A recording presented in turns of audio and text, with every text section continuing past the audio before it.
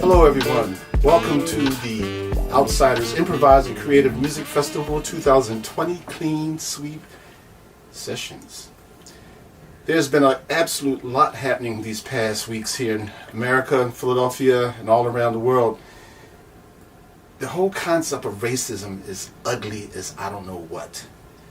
But we as African Americans, and for the most part other people in America who's been very sensitive to racism, we've been able to get through this. And we're going to do that once again.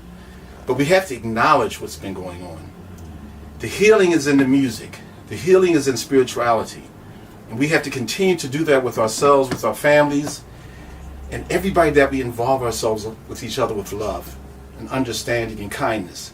We will no longer sit back and let racism take over our lifestyle, our way of thinking, our humanity. And we will continue to fight for right. And we will continue to fight for justice and equality. We are so happy to be here once again for you guys, providing that healing in entertainment and art and the arts that we so desperately need over and over again in our lives. We need it. And that's why I'm here. And this evening or this morning or this afternoon, I hope you guys will sit back and relax and enjoy everything that we have prepared for you. We have excellent concert with Ray Parker Jr., Bernard Pretty Purdy, Ronald Collis Bell from Kool and the Gang. We also have a great film from a filmmaker from Greg Mann. Greg actually started off being an engineer, one of the first African American engineers in New York City. Did a lot of work with me and a lot of hip hop artists in the 80s. And he's now churning his tables and doing his work as a filmmaker, and he has a great film for you guys to see. The film is very deep. I want to let you know that, but it's something that we have to see. Also, we have the incredible heavy metal soul band 24/7 Spies from New York. And also there will be a wonderful duet between myself and the legendary percussionist Doc Gibbs on a piece that we put together entitled Mass Awakening. And the poet magnifique, Wadood Ahmed. We have a wonderful in-concert performance with the late, great Ronnie Drayton on guitar, featuring him with my band Brother Zone. And also, if you guys want to make a donation towards all the wonderful work that we're trying to do for you, please feel free to do so. Go to my website, www.jamaaladeen.com, and also you will see here the information for you. You can please feel free to go there and donate any amount that you would like to. It all helps in our cause of doing this wonderful work for you. Sit back and enjoy yourselves now. 5, 4, 3, 2, 1.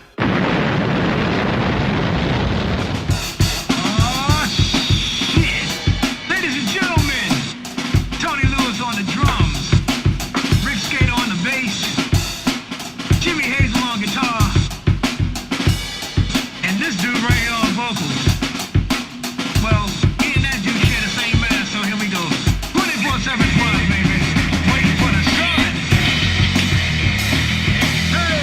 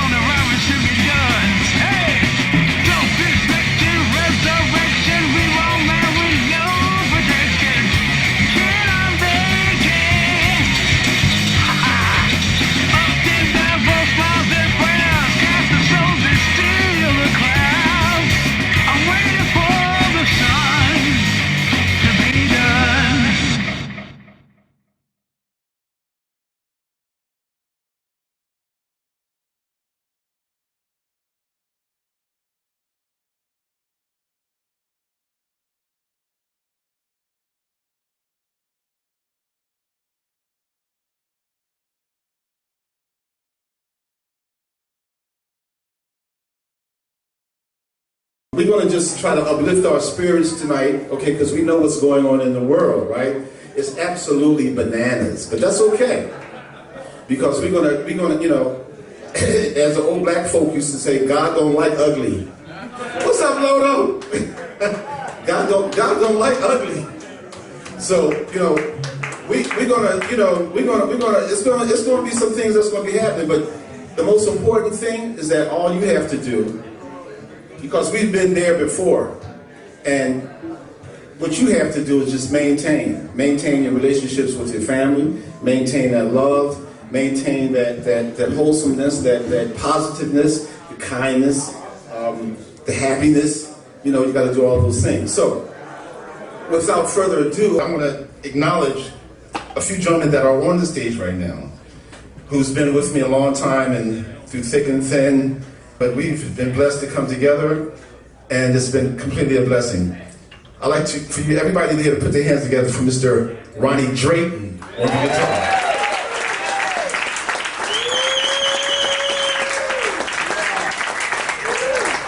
Ronnie, you know, he's quite interesting on the guitar. Quite interesting on the guitar. Also, up here, Daryl Burgee on the drums.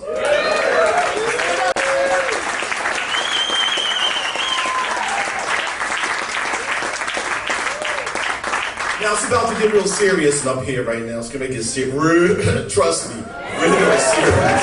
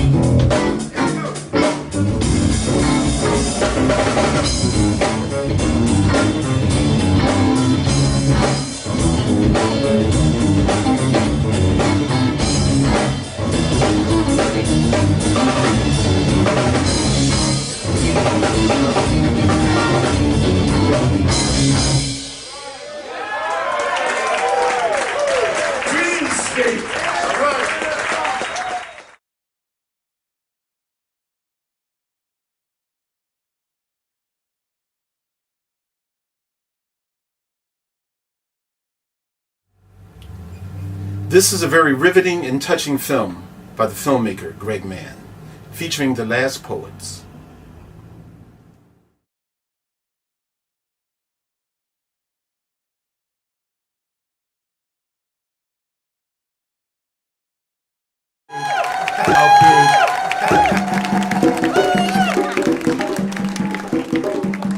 America's a terrorist! America. Terrorists. Killing the natives of the land. and stealing has always been America's master plan. America's a terrorist! Please don't come close to me. I'm taking pictures calling the cops. Please call the cops. Please call the cops. I'm going to tell them there's an African-American man threatening my life. I'm going to tell them there's an African-American man threatening my life. Threatening my life.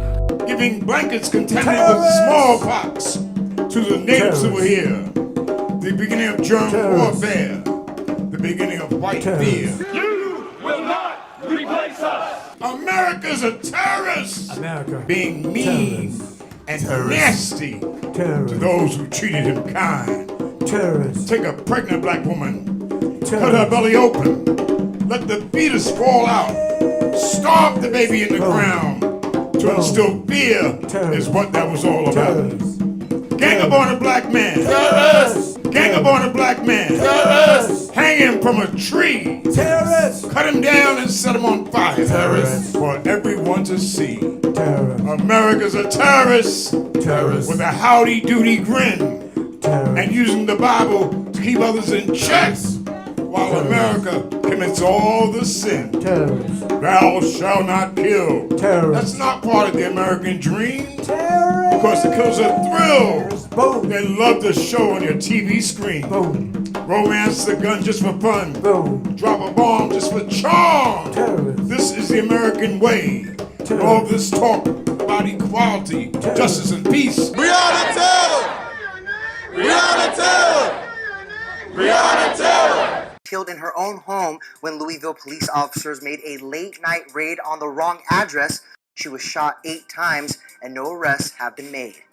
America's a terrorist! Every time blacks try to find a way to do for self, the American terrorist wasn't having it. And fear is all black folks felt. Rosewood was a town where blacks tried hard to thrive. White folks burned it down. And many blacks lost their lives. There's a town in Oklahoma called Black Wall Street. Blacks had homes, bank, lots of money, and stood strong on their own 2 feet. But now you see the whites nearby were jealous and just couldn't stand seeing blacks do so well. So they dropped not 1, but 2 bombs on the town in 1921 and created a living hell. America's a terrorist! Feeding off racism and greed. Not caring, not sharing, but enjoying watching people bleed. For 400 years, blacks have lived in fears of the vicious cruelty of the racists. Tried to march for justice and the civil right to be treated fair. These people have deluded themselves for so long that they really don't think I'm human. I base this on their conduct, not on what they say. And this means that they have become, in themselves, moral monsters. It should be obvious by now, that this country is deranged and yet to stand and pledge our allegiance to a flag that brings lots of grief and singing that war song every day is America's only belief. America's a terrorist and no one wants to admit, and pointing the finger at others is the ironic part of it. Dropped the bomb in Philadelphia to wipe out an organization called MOVE, killed unarmed women and children because the police had something to prove. And all the Black Panthers who are trying to help their community, killed by the FBI, we're trying to bring unity. The police in our community occupy our area, our community, as a foreign troop occupies territory. And the police are there not to, in our community, not to promote our welfare or for our security and our safety, but they're there to contain us, to brutalize us and murder us, because they have their orders to do so. No place are you safe if you have a darker face. Henry Dumas, Alfred Diallo, Michael Graham, James Byrd, Emmett Till, Anthony Byers, Arthur Miller, just to name a few, died at the hands of American terrorists. The KKK, the Michigan Militia, the FBI, and the CIA, and the police from coast to coast are the real American terrorists, and the government is the host. But you know what? You can't kill what you can't see.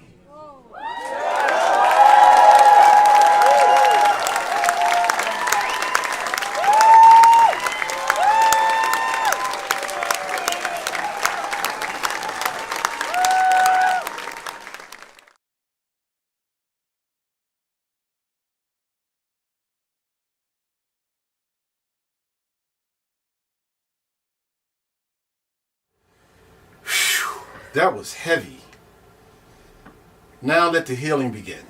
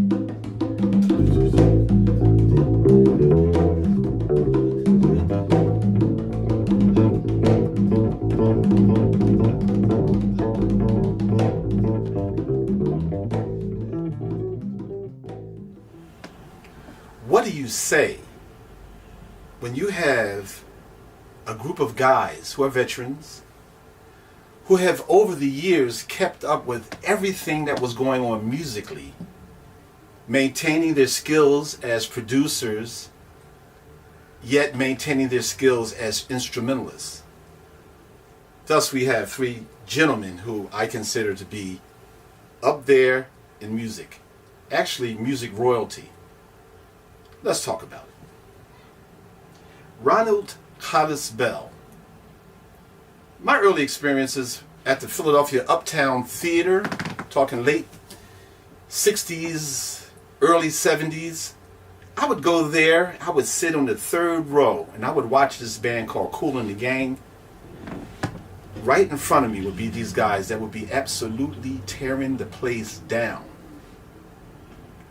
On saxophone was Hollis Bell, doing his thing like he always have done, like he continues to do, and is completely incredible on his instrument. Yes, he's a producer. Yes, he's a pioneer in synthesizer effects and synthesizer equipment, but he's a saxophonist, incredibly gifted with making the most beautiful sounds, funky with his saxophone. Let's move it on down the line. Ray Parker Jr. I'm sitting in a rehearsal with Ray Parker Jr. and he's sitting there playing his guitar like he loves to do. And every other song that he would play, I would go like, I know that song. And he would say, well, you know what? I wrote that song. I would go like, what? He blew my mind when he told me that he wrote, at 17 years old, he wrote a song for Chaka Khan.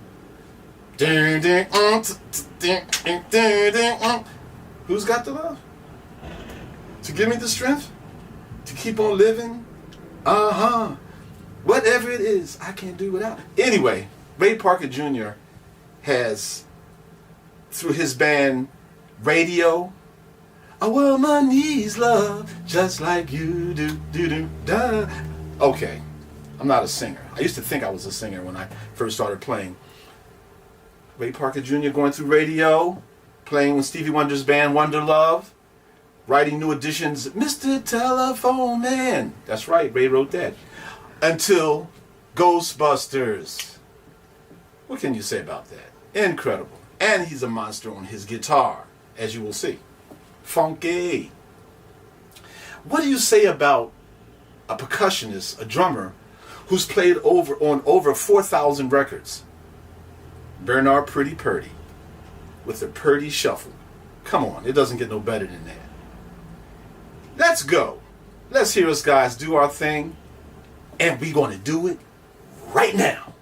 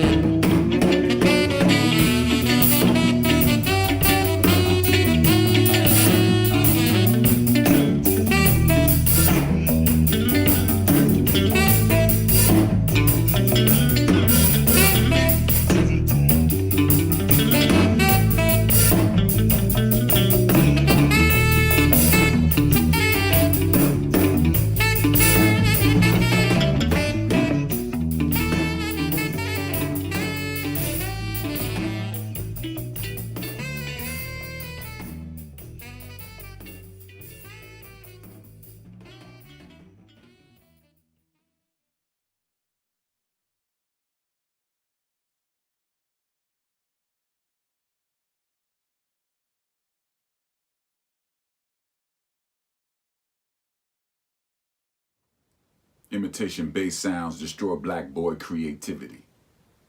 Turn them into pistol whippers of family members, and there is no deeper meaning.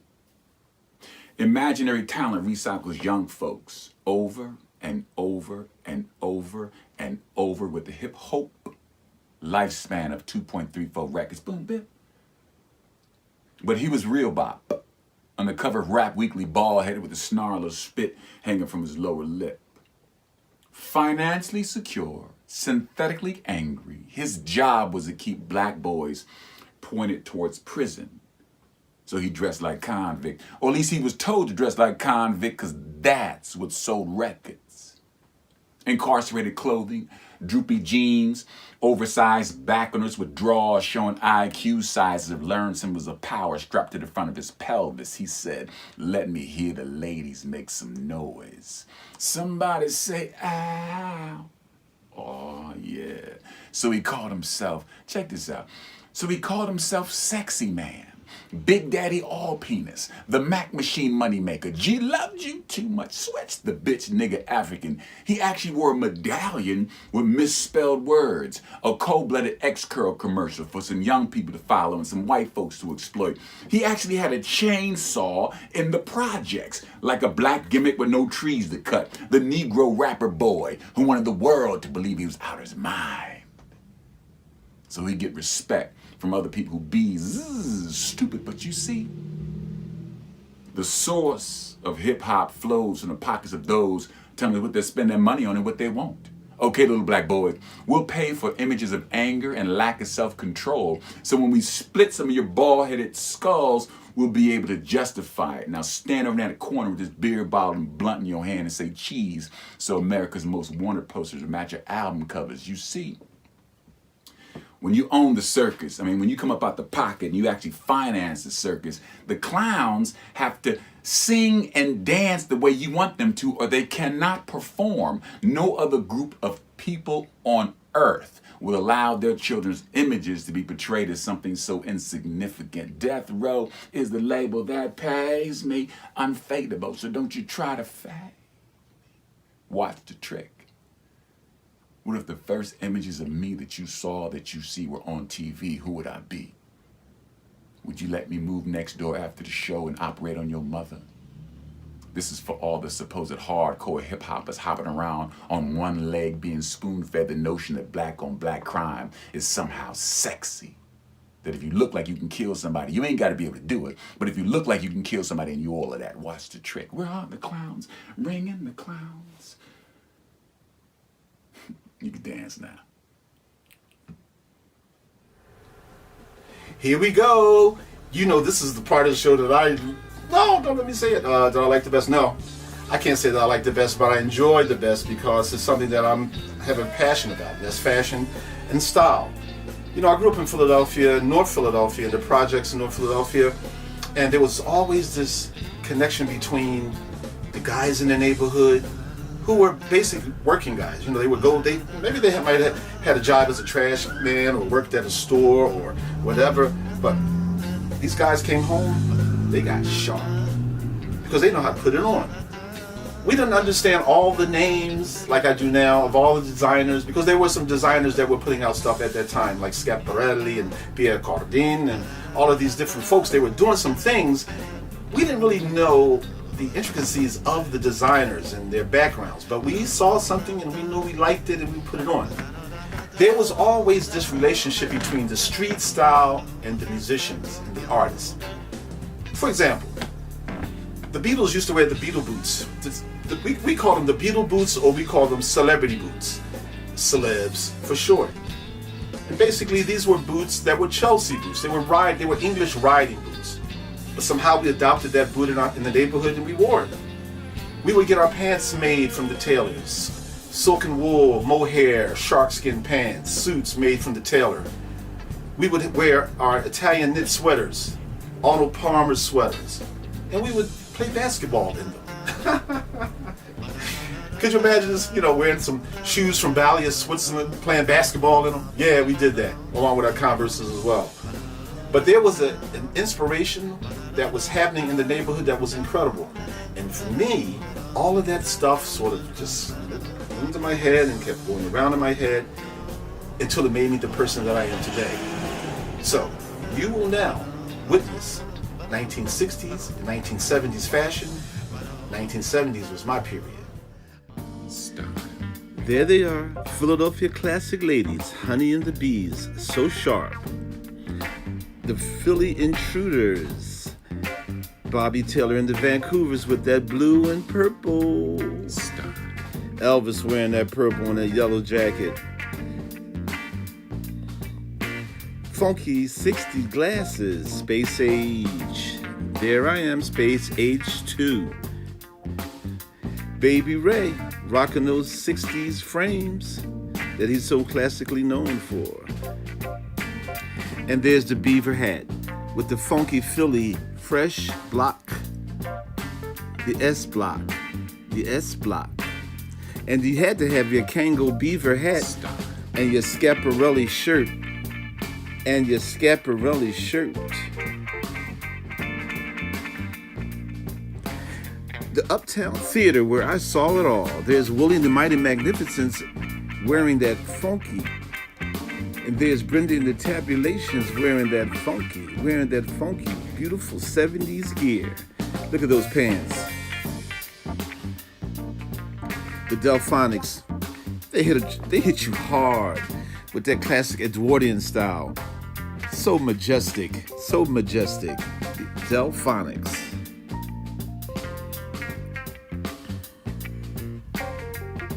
The Tempting Temptations. Come on. Burgundy. The 5 stair steps early on. Look at the cut in them suits. The 5 stair steps later on. 70s. Classic tailored suits. The Osley guys. Bohemian at its best. Super fly. The best. Sly and the Family Stone. The Temptations with Psychedelic Shack. You know where it's at. That cape. Temp's wearing the cape. So funky. And that afro hairstyle so banging. Duke. Afro Sheen was the mean. Look at that afro. He's black and he's proud. Yes, he is. And we got that stylish, funky 70s bells. And where do you think Tom Ford got this look from? 70s. Where do you think Tom Ford got that look from? The 70s. And you had to have your jumpsuit. You had to have your jumpsuit. And your rolling shirt or your Nick shirt. Oh, look at those shoes. Come on, who wouldn't play them today? And the ladies had it going on too. Yeah, they had it going on too. And you had to have your little Abners if you was walking around the neighborhood. Little Abners.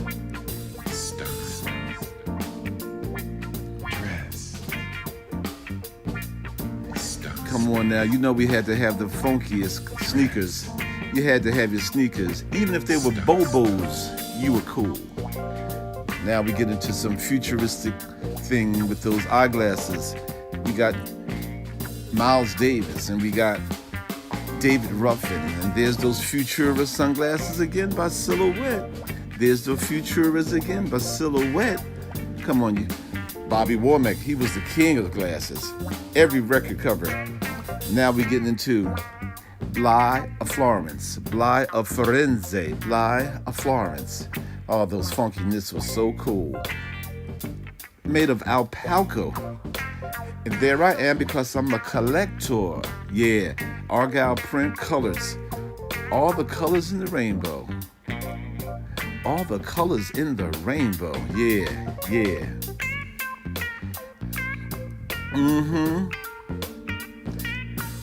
Now, we're talking about we're talking about late 60s, early 70s, mid 70s. Alpaca. So fly. Oh yeah, so fly.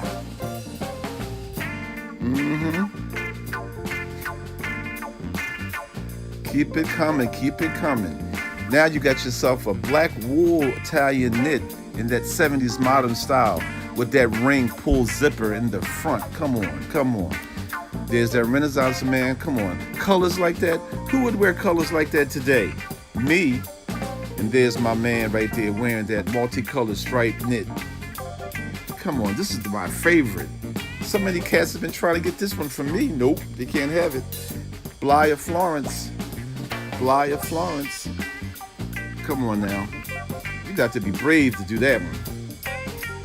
Who's ever seen a Nehru Bly knit from Parker of Vienna? Oh, there's that video spear. JVC video spear. And that knit with the spear pockets and leather trimming. Yeah, come on now. We're talking like mid-70s.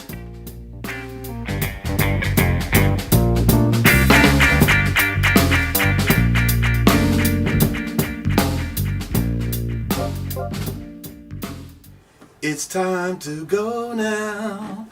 Yeah, this is a part of the show that I don't like as much, but all things, good things must come to a short end. I hope you guys have really enjoyed yourselves, and we try to do our best to provide that entertainment that we know that you so much enjoy. I'd like to give a shout out to all of the artists who have made this possible.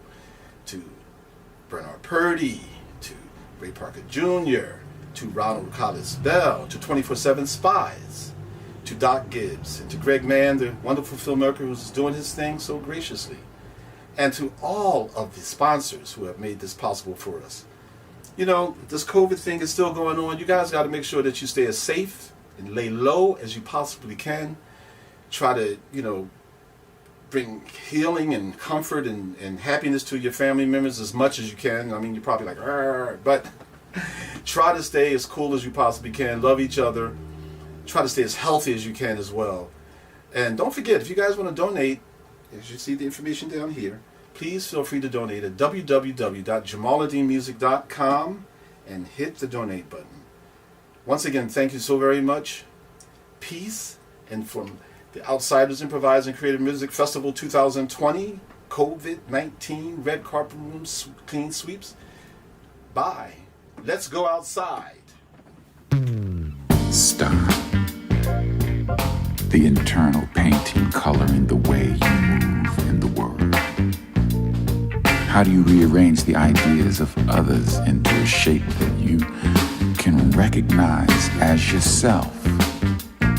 My statement, found within the comfort of this choice of fabric to cover my nakedness, the risk taken, to step out the line, step outside the lines wrapped around my neck, hanging down in an attempt to cover my buttons, a Windsor knot, tight, perfect, almost.